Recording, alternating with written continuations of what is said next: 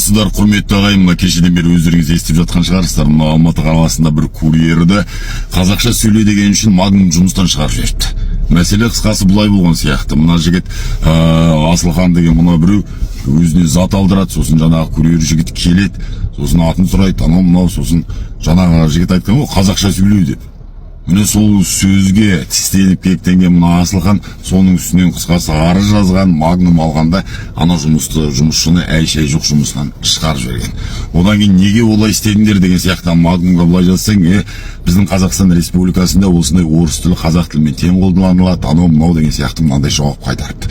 Қысқасы дәл қазіргі уақытта Қазақстанда мына әлеуметтік желіде, Фейсбукта осы Магнумға қарсы байкот жүріп жатыр. Сол себепті мына жерде қазақ тілін қолдайтын, өзін қазақпын деген кез келген азаматта осы байкотты қолдауға шақырамын. Қысқасы айтқан кезде қазақ тілін менсінбейтін жаңағы компанияларды орнына қою керек деп ойлаймын. Қалай ойлайсыздар? Ал барынша осы видеоны таратып, қысқасы Магнум байкот деп айтуларыңызды сұраймын. Қазақ тілі жасасын, қазақ елі жасасын. Бар болыңыздар. Тәуекел, теріскей бізге аманат.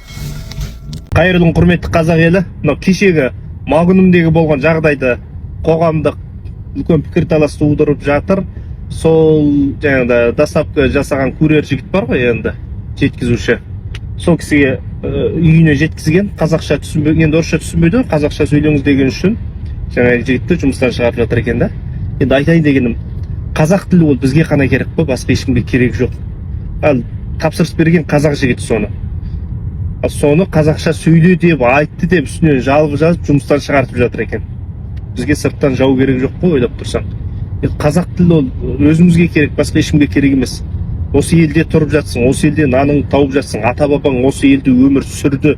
Енді одан артық не керек? Енді соңғы уақытта менің жеке мына жасап жүрген жұмыстарыма байланысты да әртүрлі пікірлер айтылады, бірақ оны қоғамға жариялай бермеймін ғой. Басқа бір сипатта белең алып кетпесін деп. Бірақ менің жасап жүрген жобаларым тек қана қазақ тілді жобалар болғандықтан көп адам сұрайды ғой. Өзіміздің қазақтар басқа тіл жоқ па дейді. Басқа тіл қандай тіл екенін түсініп тұрған жоқсыздар. Неге шығармайсыздар сол тілді? Сіздердің өнімдеріңіз маған ұнайтын еді дейді. Ұнаса ала берсе қазақ тілінде шығарып жатырық қой. Басқа тіл шарт емес қой шығару. Сондай ызыңдар көбейіп кетті соңғы уақытта. Ыңылдақтар, ызылдақтар. Қазақша сөйлеп қазақ тілін үйреніңдер. Соңғы уақытта қазақ тілі қажеттілікті тіл емес деген сияқты қоғамда пікір пайда болды соңғы 1-2 жылдықта. Сондықтан қазақ тілі әлі де негізгі маңызды орында тұр. Ол әлі де бола береді негізінен. Айта береміз, жаза береміз, біз жасай береміз. Армысыздар, мына бейне роликті мен қазақ мектепті бітірген, қазақ университетті, ұлты қазақ адамдарға жазып отырмын. Мен қазақпын, мен қазақ тілдегі мектепті бітірген жоқпын. Мен тілім орысша болып шыққан еді. Мен кішкентай кезімнен қазақ тілден ажыратылдым. Сөйтіп мен 19-ға келген кезде ғана тұңғыш рет қазақтың тілін естідім. Жасым 25-ке келген кезде тұңғыш рет қазақ тілде сөйлей бастадым. Мына қазақ мектепті бітіргендер, туылғаннан бері қазақ тілде сөйлеп жүргендерге өтінішім болады. Сіздер орысша сөздерді қазақ тілге араластырып сөйлемеңіздерші. Себебі мен сияқты қазақтарға, енді қазақ тілді үйреніп атқан, қазақ тілде сөйлегілер келетін адамдарға сіздің аралас тіліңіз бізге түрткі болып естіледі. Жоқ, ол керемет болып естілмейді. Ол түрткі болып, дүбара болып естіледі. Сіздер қазақ тілде нақты, таза сөйлесеңіздер, біздің де сөз байлығымыз, сөз қорымыз да көбейеді. Мен 3 жыл ғана бұрын осы қазақ тілде кітап оқи бастадым. Оның алдында қазақ тілде кітап мен өмір бойы оқи алмай шығармын деп ойлаған едім. Сізден де өтінемін, тіл сөздік қорыңыз кедей болса, орысша араластырып сөйлейтіндей, кітап алып, қазақ баспаларды қолдаңыздар, кітап оқыңыздар қазақ тілде. Өз баспаларымызды қолдайық, өз авторларымызды қолдайық, қазақ тілде жазып жатқан, біздің тілімізді сақтап қалуға тырысып жатқан адамдардың. Сонымен қоса айтарым тағы бар, мына бәлкім біреуге солай болып көрінетін шығар. Мен орысша сөйлесем, орысша араластырып сөйлесем, мен бір керемет, крутой болып көрінемін деп.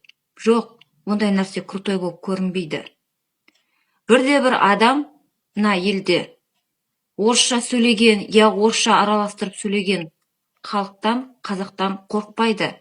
Білесіз бе кімнен қорқатынын? Нақты қазақ тілде қорқып, жұлып жейтін қазақтардан қорқады. Сондықтан өз тілімізді құрметтейік. Өз тілімізді сақтайық.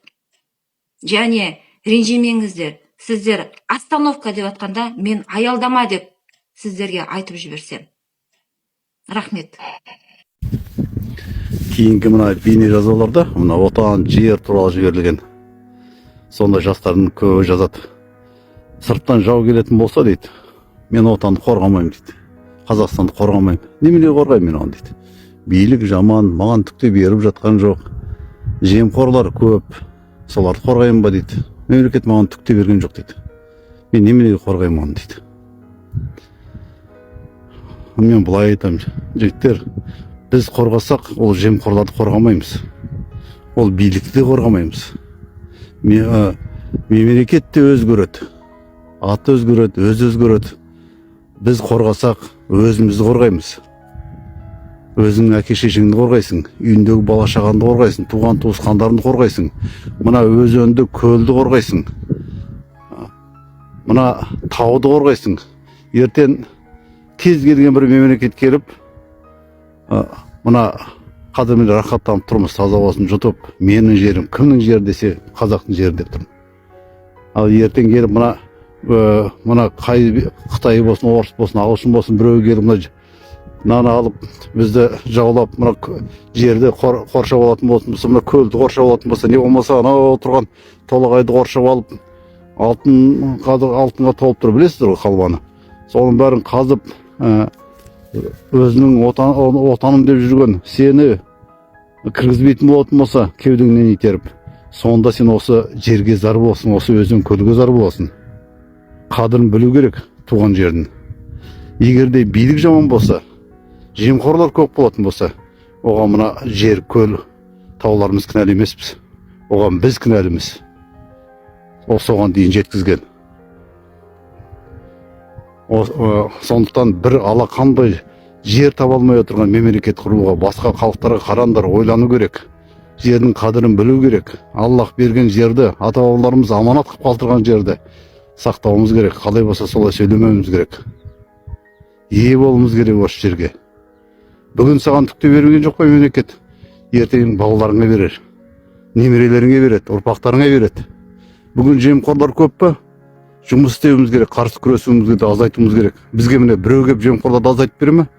Не болмаса билік жаман ба? Талап етіп басқа биліктерді, басқа адамдарды қоюымыз керек. Оның бәрі өзгереді уақыт келе. Тек мына Аллахтың бір-ақ рет беретін мына кең байтақ жерімізге ие болуымыз керек. Осыны қорғауымыз керек. Қайыршы болып жүрсек те, сырттан жау келгенде бірігуіміз керек. Қазақ баяғыдан болған, 100-ге руға бөлінсе де, сырттан жау келгенде өмір бойы солай болған. Бастары бірігіп кетіп, қарсы шыққан. Жай кезде ұрысып, керісіп жүрсе де, батырларында, хандарында, билерінде бастары біріккен. Бір жағадан басып, бір жерінен қол шығарып, қарсы шығып, күресіп, осы жерді аманап қойған. Біз де сондай болуымыз керек. Қазаққа керегі қадір, дәл қазір керегі бірлік қана. Бірлік болатын болса, біз ешкім қалдыртпаймыз. Тіркеліп отырыңыздар.